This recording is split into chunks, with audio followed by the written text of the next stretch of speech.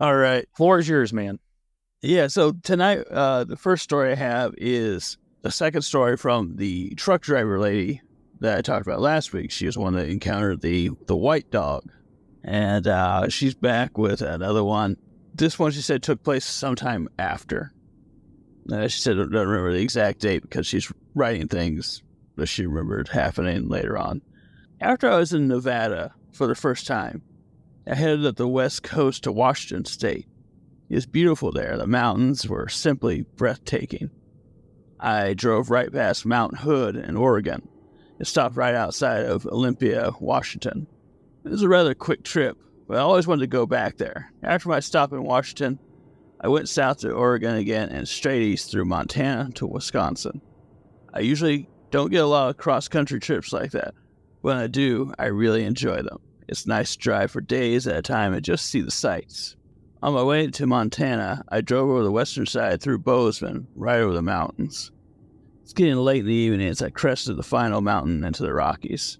The sunset casting a pink and orange glow over the western sky. If I can help it, I never like to drive at night, but sometimes you just have to in this line of work. I rounded a bend and saw a small rest area with a large gravel lot and a restroom. Perfect, I thought to myself. I slowed my truck, put my blinker on, and pulled over, parking close to the small bathrooms. There were no other vehicles here and very little traffic on the road. It was almost dark outside, the last rays of sunlight pouring through my windshield. To get myself settled in and ready for bed when I suddenly heard a knocking on my door. This was highly unusual. I've had people knock on my door before, but that was usually if I was parked not so legally at a truck stop, blocking someone or otherwise in the way. But I clearly saw that there was no one else here with me. I should have been alone. I was back in the sleeper berth part of the truck, so I didn't see who was at the door. I was hesitant to answer it. I stepped up front, sat in the driver's seat, grabbing my pocket knife just in case. It was dark in the cab, so whoever was out there couldn't see what I was doing. I rolled the window down just enough to see them, but not all the way. Yes, I asked. The person standing on the ground beside my truck was tall. Maybe a little too tall. He looked more or less like a normal man. He was wearing a black and red button-up flannel shirt, blue jeans with brown boots. He just looked like a hitchhiker. He looked up at me with a seriously creepy smile, and I regretted rolling down my window. "Evening, ma'am," he started. "My truck broke down a few miles from here. I was wondering if you could give me a ride into town." He didn't stop smiling the whole time he spoke. It was really unnerving. His teeth looked sharper than humans should be. I said, "I'm sorry, that's against company policy." That wasn't a lie. It definitely was against company policy, but there was no way I was going to let him into my truck. "I don't need to go that far," said the dude. "There's a small town a few miles away." "Sorry, I'm not comfortable doing that, but good luck." I rolled the window up, triple checking that my doors are locked. As an added measure, I looped the seat belts through the door handles and buckled them. Trick I learned from my trainer. Man turned and walked away. As I watched him go, expecting to see him walking down the road, he didn't. He stepped over a small barbed wire fence that separated the mountainous terrain from the parking lot and walked off into the woods. I noticed something that I didn't notice before when he was standing close to my truck. There was something wrong with how he walked. I couldn't place it, but it was like his legs bent in two places instead of just one. That made my stomach churn. I really didn't want to stay the rest of the night, but my clock was out, which meant I couldn't drive until I took a 10-hour break. So I reluctantly bedded down for the night. The back of my truck, lacking windows, did a good job of helping me feel safe. I was confident he wouldn't be able to open the doors, even if they were unlocked. I was hoping the night would go on without incident. I was wrong. I quickly fell asleep despite the strange encounter only moments before, but something woke me up a while later. It was dark and silent in my cab. I lay there trying to figure out what woke me up. I strained my ears to listen, and I heard it, a gentle tapping noise, like nails on glass. I instantly knew it was coming from up front, but I was too scared to move. I had a bad feeling it was that strange man from before. Why would he be tapping on my window? It's okay, I tried to tell myself. He can't get in. Doors are locked and secure. Good thing I did, because just a moment later, I heard a loud banging on the door. It was deafening. I couldn't believe the glass didn't crack under the pressure. It jolted me to high alert. I felt my heart racing in my chest. Didn't know what to do. I was in the middle of nowhere. I had no idea how long police would take to respond out here. All I had to defend myself was a small 2-inch long pocket knife. And I did not want to open my door. As I stood there, frozen with indecision, the loud knocking finally stopped. I held my breath, unable to move, until I knew whatever was out there was gone. I heard nothing for several moments, then a high-pitched metal scraping sound from the same door as the banging, and then silence. I faintly heard footsteps in the gravel that seemed to grow more and more distant until they ceased altogether. It took me several minutes to slow my heartbeat until I got the nerve to peek out from my curtains to see if anything was out there. I saw nothing in the small gravel lot, which gave me some relief. Now, I didn't really want to stay there for the rest of the night, but I had no choice. I checked my phone, saw it read 1:32 a.m. I cursed the guy for waking me up and mumbled myself as I went back to sleep. I shortly fell asleep, and luckily the rest of the night went by silently.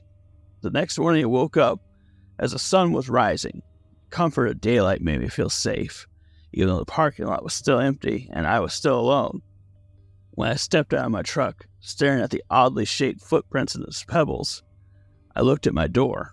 On the side were 3 long, thin, evenly spaced scratch marks gouged into my door.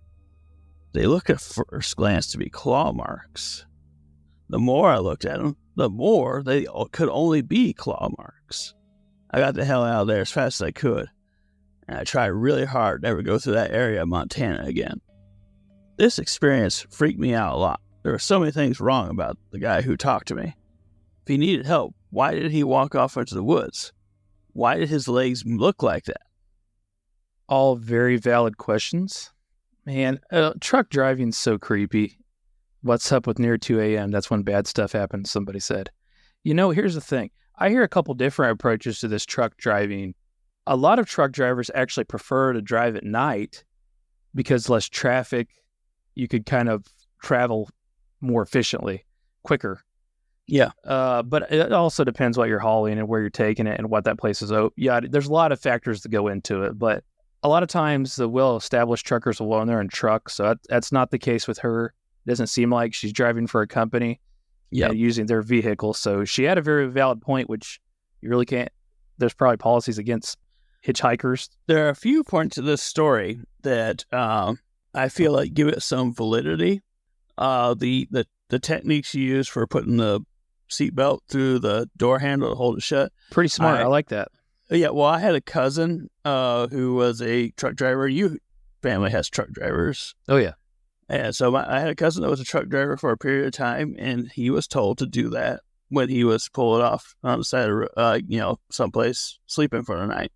And I remember hearing that when I was like 12, 14 years old, somewhere around there. So it was a while ago, but I remember that part.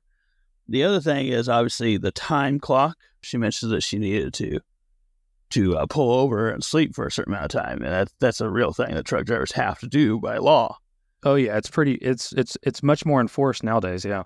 Yeah. So these parts of the story are definitely true parts that give it a little more gravitas, a little more realism. And I do believe something happened to her there, and this is not just like something she made up for the road. Whether or not it was something supernatural or if this guy was a freak that wanted to carve with a knife or something into her door.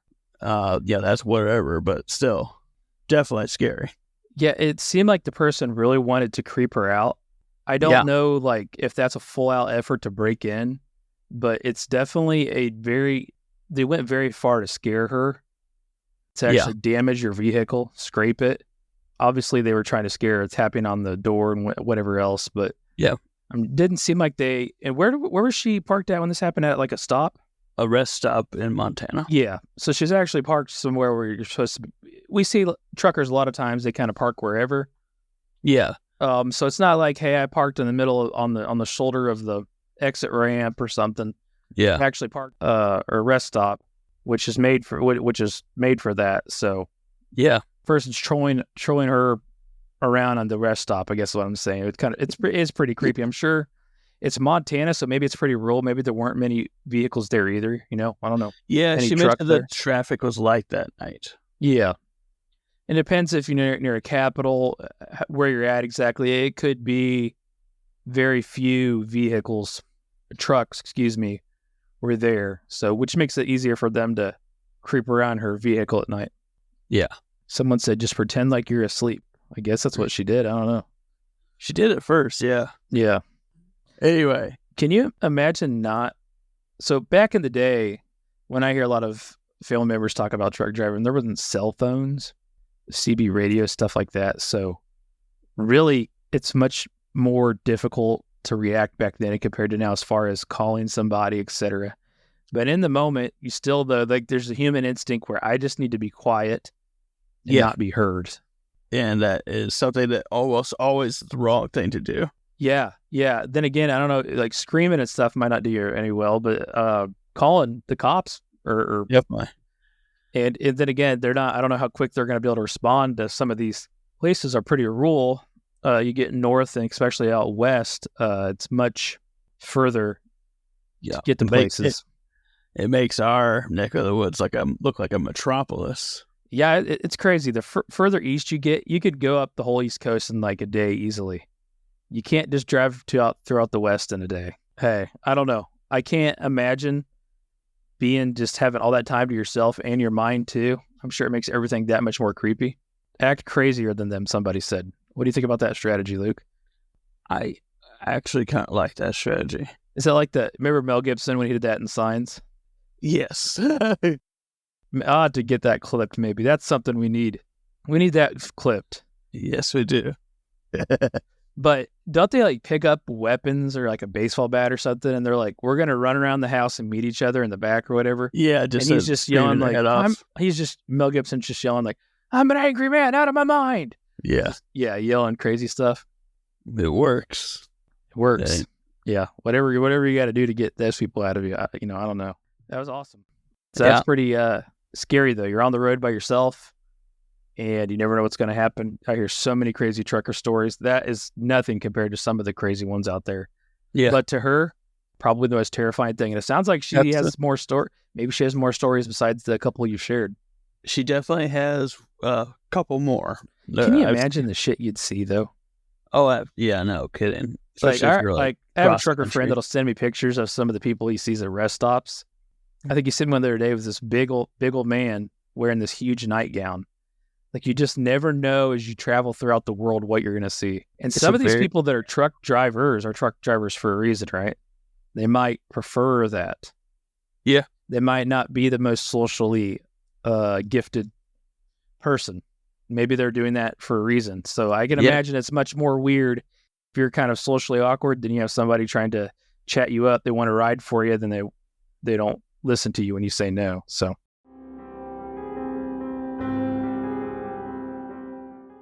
Jeff Townsend Media. CG, good night. And the question is, do I stay here? Will you be back? Are you gonna come back? Will you be back? Are you coming back?